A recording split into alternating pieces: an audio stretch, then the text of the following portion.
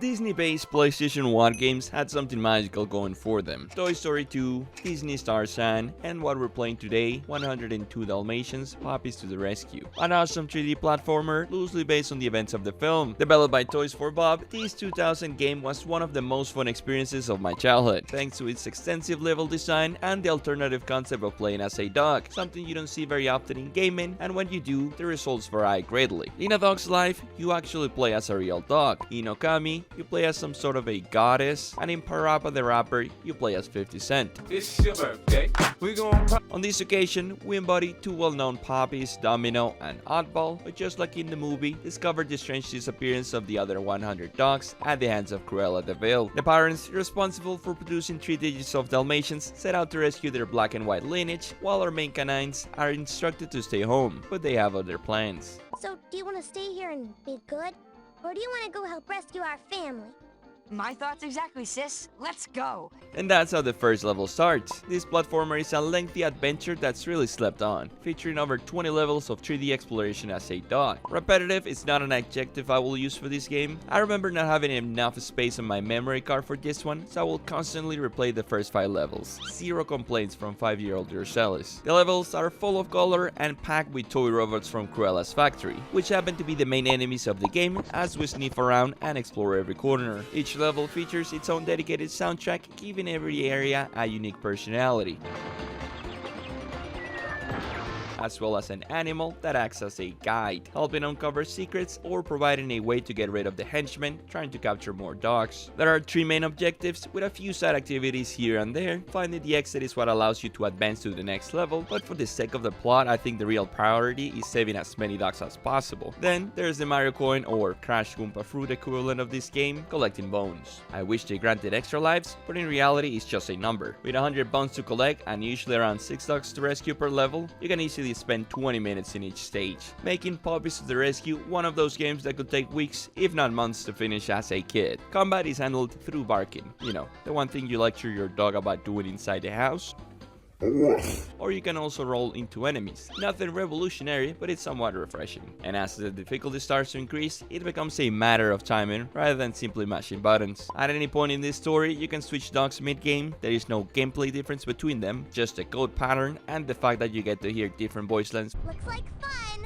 from Frankie Muniz as Domino and Molly Marlette as Oddball. I made sure to play at least 1 level as each. I think the strength of this game lies in how large the world feels from the third-person perspective of a puppy. Something similar happens in Toy Story 2, and this room becomes incredibly interesting when you're only a foot tall. Same thing happens here, a museum, a circus, even climbing on top of an aerodactyl. The world feels so much more fun when you're shrunk down to that scale. 102 Dalmatians also has a striking resemblance to the core idea behind Spyro the Dragon. Over there you save dragons across a huge 3D fantasy world. Here you save dogs across 3D London. And each dog you rescue comes with its own little personality and take on the situation. Give Cruella a bite for me.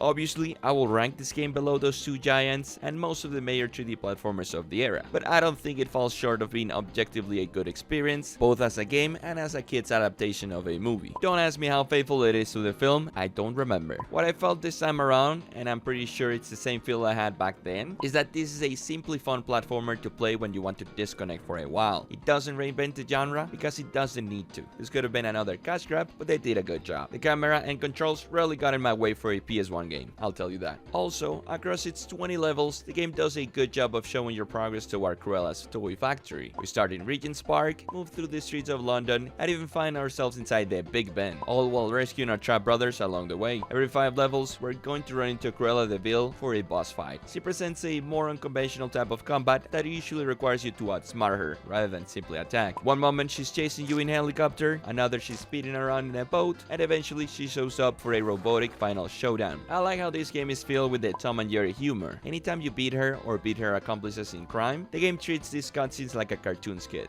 Uh-oh.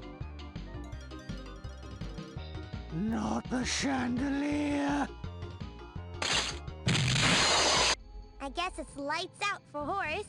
Very deep into the game, you start wondering, hey, I save over 60 dogs at this point. What are my parents doing? Well, it turns out they were captured by the same people we've been beating over and over again. Skill issue, I guess. At the end of the day, it's the two puppies who become the heroes. Cruella ends up fused with her scientists in jail, while the henchmen are left stranded on an island somewhere. They might show up in the Black Flag remake. Who knows? I find it both sad and curious that this remains the latest major release based on the 101 Dalmatians franchise. Before this, there were a few other games and interactive experiences, but I feel like it's a missed opportunity to not give these dogs another shot in the gaming industry. Just looking at how many good ideas exist in this 26-year-old game, I think a modern remake could do well. The enemy variety, the endless minigames, the collectibles, there are definitely arguments in favor of it, but it's not my budget or my intellectual property, so what do I know? At the time of release, the game reviewed fairly well. Nothing groundbreaking was done, but nobody was angry about buying a copy either, which is pretty much what you want from a kid's game. Historically speaking, it's sold over 500,000 copies, a respectable number by any standard. Objectively speaking, I'd give this game a 7.5 out of 10. Good